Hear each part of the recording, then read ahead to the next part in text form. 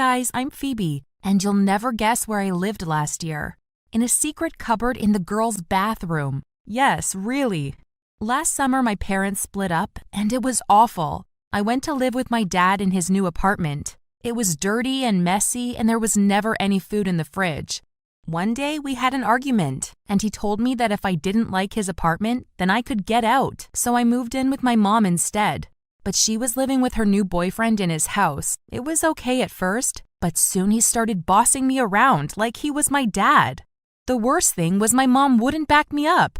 She told me that I should just do what he says. One day at school, I was in the bathroom. It was the end of the day, and I really didn't want to go back to mom's place. I had been really upset and was putting makeup on to cover it up. That was when I saw a reflection in the mirror behind me and noticed a door I hadn't seen before.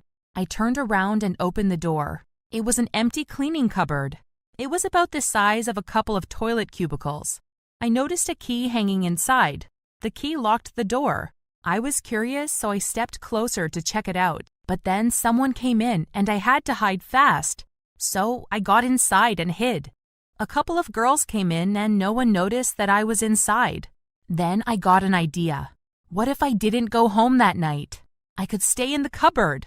I texted my mom and said I was spending the night at my dad's. And that night was the first night I spent in the cupboard. I was a bit scared at first, but it was so nice to have somewhere alone without anyone else. I didn't tell anyone, not even my best friend Kimberly, and we usually tell each other everything. The next day at school, I got up early and used the showers at the gym. No one suspected a thing. I went back to my mom's place that night, and her stupid boyfriend started shouting at me straight away. So I told him that he wasn't my real dad and he needed to back off. Well, he got really angry at that, so I packed a bag and I stormed out. I decided I was going to live in the school. I called my mom up and said I was staying with my dad, and Dad thought I was still at mom's. That night after school, I stole a mattress from the gym, blankets from textiles, and some fairy lights from drama class. I decorated the cupboard and it looked so cool. I hadn't thought about how I'm gonna eat, but I discovered that the school's cafeteria wasn't locked at night, so I snuck in and I ate whatever I wanted for free. Also, I found a key to the vending machines and took loads of chocolate and sodas. The next night, I decided to explore more of the school. I snuck into the staff lounge and looked around. It was pretty boring, really, though they had some nice cookies in there. Then I snuck into the principal's office and found the master key that unlocked all of the staff lockers. I found something shocking. It was a half-open bottle of whiskey in Mr. Taylor, my science teacher's locker, next to some photos of his ex-wife. There is no way he should have that at school. I had a feeling that soon I will start uncovering all of the school's secrets. I only had to make sure no one will find out about mine. One morning, I was hiding in the bathroom sleeping.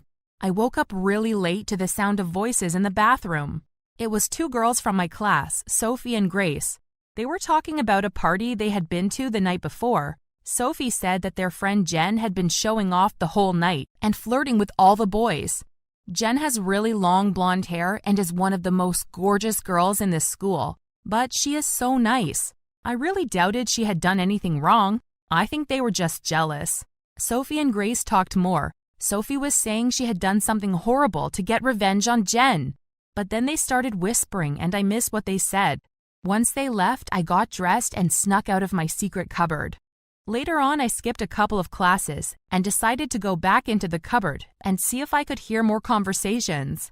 I didn't hear any gossip, but I heard someone crying. I opened the door a little bit and saw Jen crying. She was brushing her hair and clumps of it were falling out in the sink.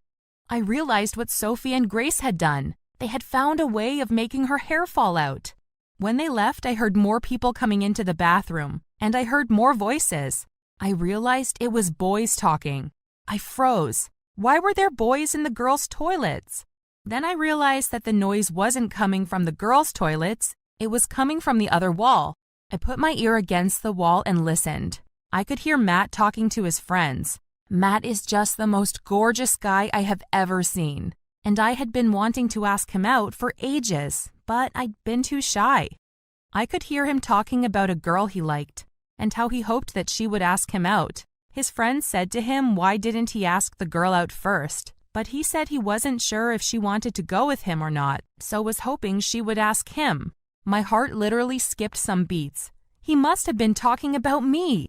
When they left, it all went quiet, and I realized I was running really late for class.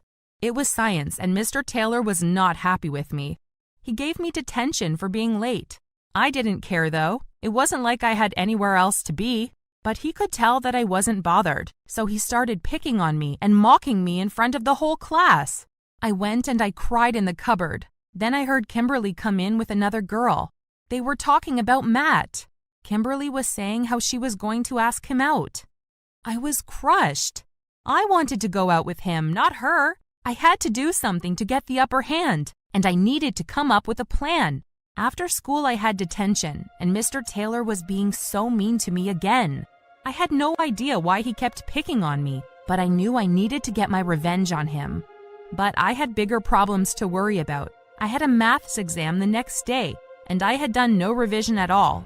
And I knew if I failed, the teacher, Mrs. Sims, would call my parents. So I spent that evening looking for the answers. I looked in her locker, but there was nothing there. So I went to her classroom and broke into her desk and found them. I took photos on my phone so I could look at them. Then I put them back where I found them and shut the desk. But then I heard something. Footsteps. It was past 11. What was someone doing in the school? The school was pitch black apart from the room I was in, so I turned the light off and I hid under the desk. Then someone came into the room. It was the janitor. He asked who was there, looked around a bit, then left. I waited a couple of minutes, then I left the room. I crept down the hall, then I heard footsteps. He was behind me. He had been waiting to try and catch me. So I started running and I ran to the bathroom and locked myself in the cupboard. I couldn't believe I had almost got caught. I know all of this sounds pretty unbelievable, but my life really had turned this crazy. But this wasn't even the end of the weird stuff that happened to me. The next day I went to my maths exam feeling pretty confident. I'd stayed up most of the night memorizing the answers. It was multiple choice, and I chose mostly right answers and threw in a few mistakes in there so I didn't get 100%. Then I got back to thinking about Matt, and I had a great idea. That night I broke into his locker and looked inside. I wanted to find out more about him, and I did. I found out he was really into tennis. So I went online and bought some tickets for a tennis match, planning to ask him to go with me. How could he say no? I then got another idea. I broke into Jen's locker and looked at her stuff. She had loads of hair care products in there. I took the lid off of one of them. It smelled like chemicals. Had her so-called friends been putting something in her shampoo? I stole the bottle and threw it in the bin. But I still had to get revenge on Mr. Taylor. So I wrote an anonymous note saying that Mr. Taylor was drinking before lessons and had whiskey in his locker. That would teach him not to be so mean. I felt such a sense of power. Living in the school was so good. Then it all started to go really wrong. So I asked Matt out and he agreed to go to the tennis game with me. And I was so happy. But then I told Kimberly and she seemed okay. But later on, I was in the cupboard and I heard her crying in a cubicle. She was so upset. And then it got worse. I heard Matt go into the boys' toilets and he was talking about how he was going to the tennis game with me, even though he didn't fancy me, because he wanted to go to the tennis match. How could I have been so stupid? But I couldn't think about that as I had science class. Mr. Taylor wasn't there. We had a supplement teacher. I should have been happy, but I couldn't stop thinking about how I had upset Kimberly. I was a dreadful friend. Then halfway through class, Mr. Taylor came storming in, shouting and swearing. He threatened me and said it was my fault his career was ruined. He had recognized my handwriting on the note.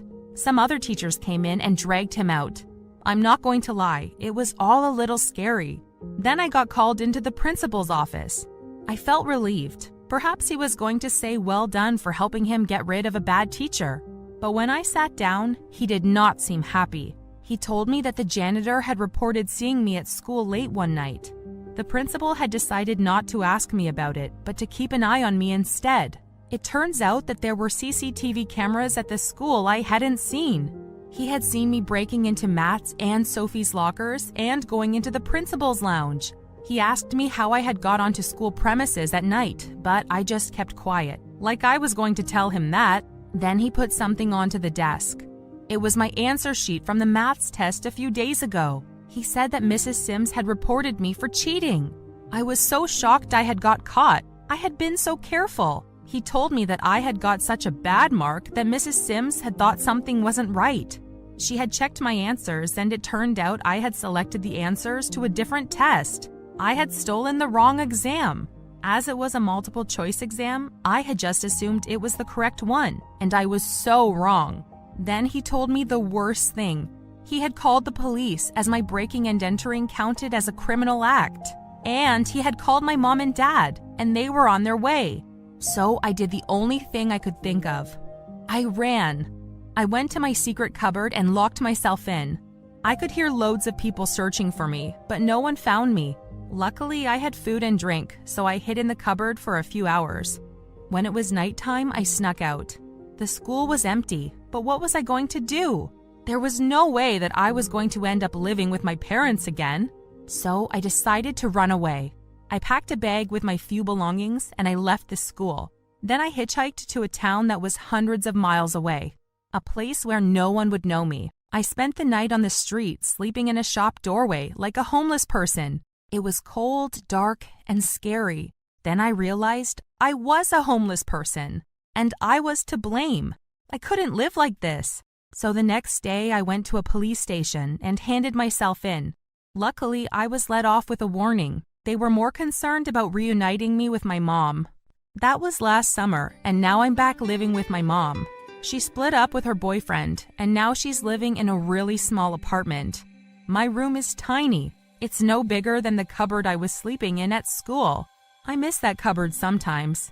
At least sneaking out and exploring the school at night gave me some freedom. Now living with my mom, I feel really trapped. Have you ever lived anywhere really weird? Or have you ever eavesdropped and heard some good gossip? Hey, I'm Dean, and I'm a proud father of 4. But last year, something terrible happened, and I almost lost all my children. Me and the kids were on holiday in Beijing. It was kind of chaotic. The children were 7, 5, and 4-year-old twins. Over our first week, we went to the Great Wall and we explored palaces and parks. That day, we were in the busy city center, and the kids were tired and hungry. I was out of snacks, and they couldn't wait. I looked around and saw a stall selling some street food. We walked over to it, and I sat the kids down on a bench while I paid for the food. But when I turned, the bench was empty. My kids were gone. I looked around and couldn't see them anywhere. I went back to the stall when I felt someone stab me. I immediately fell down unconscious, and when I opened my eyes, I was laying on the ground at the same place where I felt like someone had stabbed me. I got up and ran to the bench where I left my children, yet no one was there. I started calling out their names, but there was no answer. I started to feel sick in my stomach. Where were they? I dropped the food and started calling their names as loud as I could over and over again. I stood on the bench and looked around. There were people everywhere, but I couldn't see my children. Then I saw something in the distance. It was a little girl from behind wearing a red coat. It was Lily, my youngest. She was being led down a side street by a stranger. I jumped off the bench and ran in that direction. I knocked over someone's shopping trolley and their food went everywhere, but I didn't stop to help. I pushed through a crowd of tourists and ran across a busy road, dodging cars and rickshaws, and headed down the side street. I ran down it, and then I saw a man leading my little girl away. I ran up to the girl and grabbed her off of him only to realize that it wasn't Lily. It was a girl around the same age who started screaming and crying. The man pulled her away and started shouting at me. I was too shocked to respond. He punched me in the face, and I fell down and hit my head. When I woke up, it was dark. I was disoriented, and I had no idea where I was. Yet, all of a sudden, it all came back to me, and I remembered that my children were lost, and I had to find them. Then, I remembered I was in an unfamiliar country, and my children were lost. I sat on the floor in pain, wishing that all of this was just a nightmare that would end as soon as I wake up. Unfortunately, it wasn't. When I snapped back to reality, I got my phone out of my pocket and called the police, but it wouldn't connect. I was dialing 999 like I would in the UK. I didn't even know how to call the Chinese police.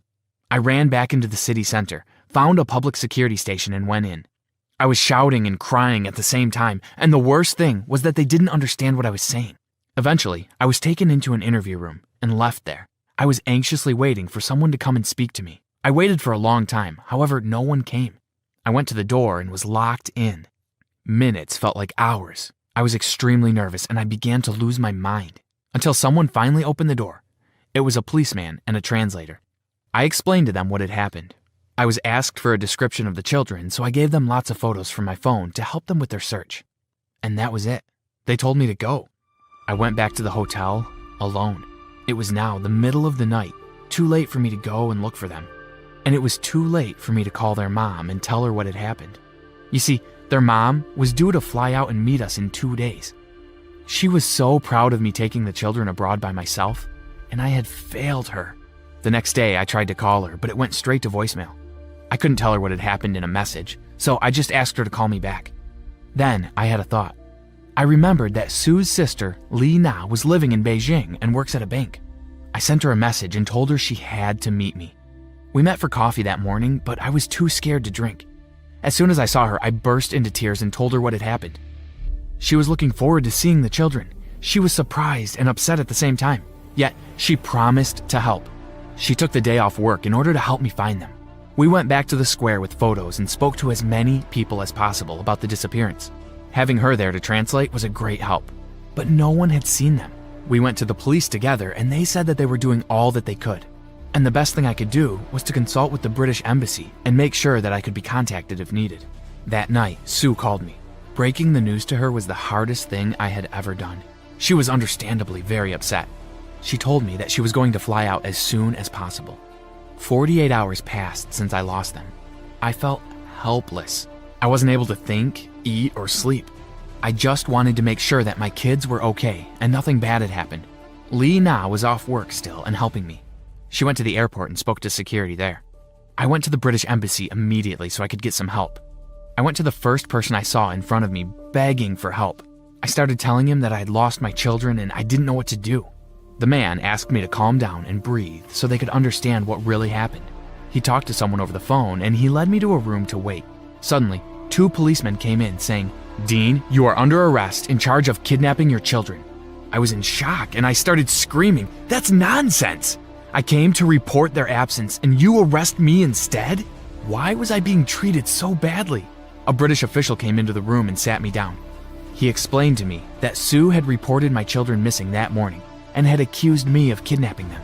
I told them that was ridiculous. I had her permission to take the kids abroad and she was due to fly out to join us.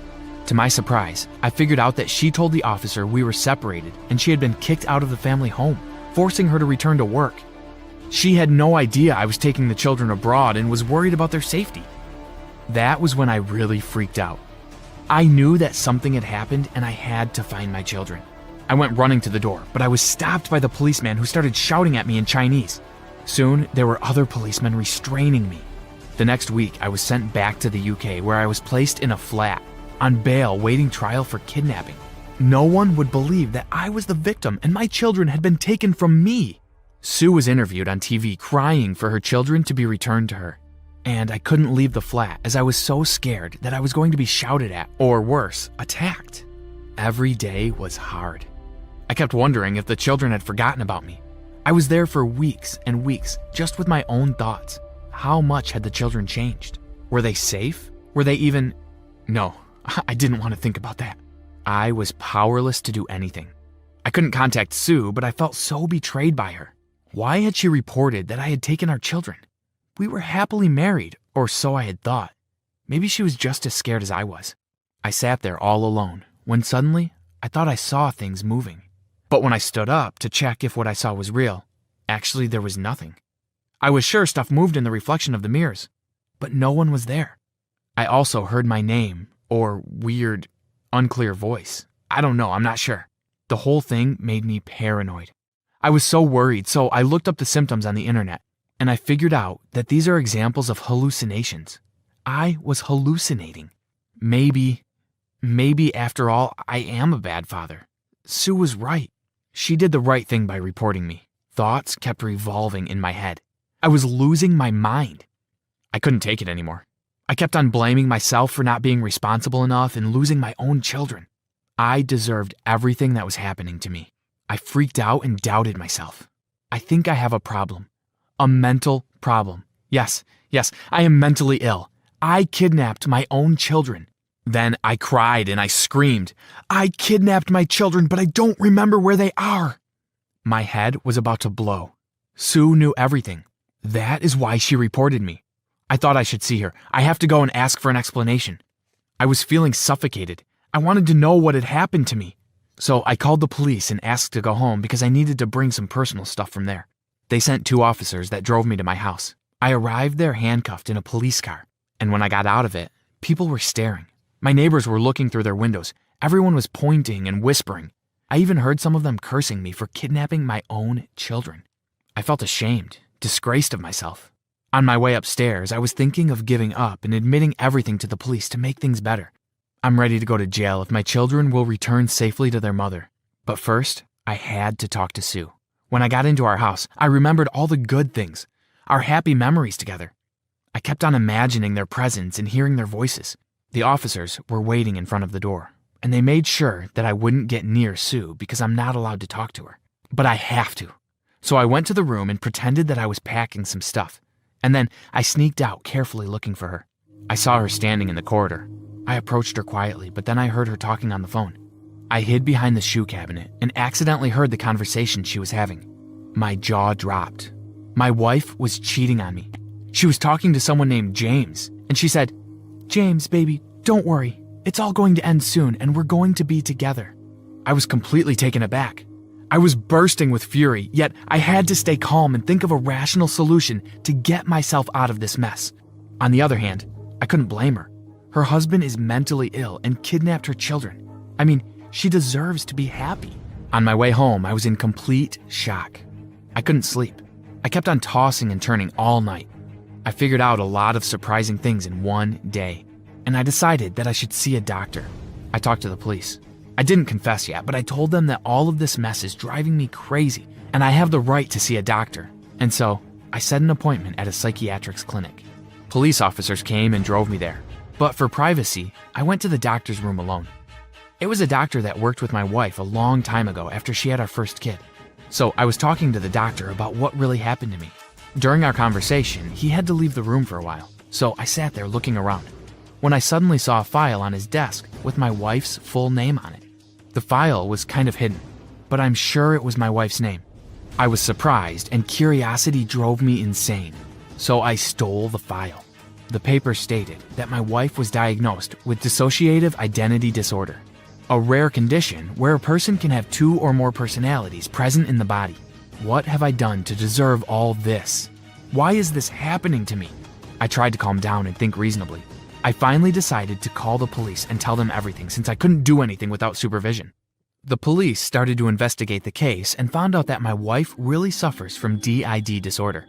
In her case, the character she developed from the disorder took control of her. And recently, this dangerous character became more dominant. She calls herself Yu Yan, and James is her boyfriend.